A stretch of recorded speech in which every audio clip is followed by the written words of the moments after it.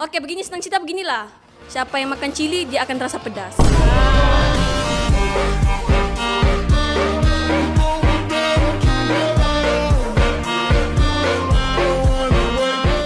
Kandas semua, kandas.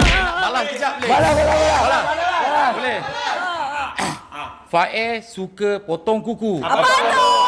Tapi tetap tak boleh lawan view aku.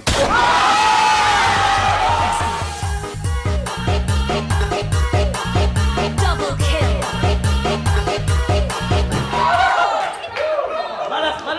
Balas.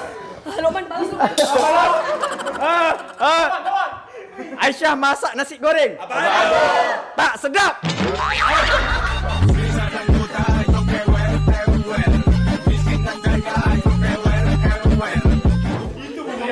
Okey. Aisyah, silakan. Tak sedap masakan Aisyah punya. Okey, dengar yang Lufai. Aku harap bukan korang lah yang makan cili tadi tu.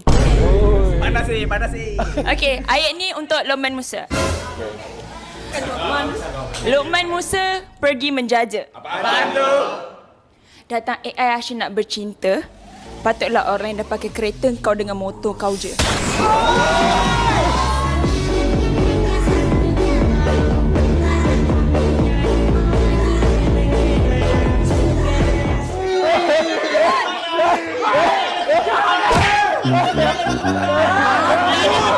Siapa makan cili dia rasa pedas ah.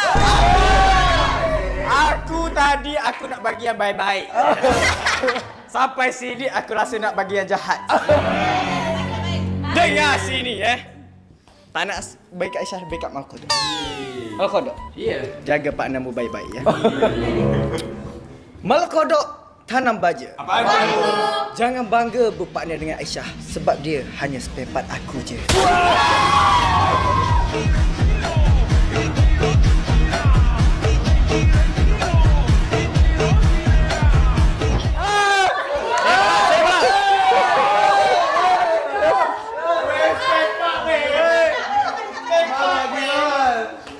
Saya balas. Mal bayar.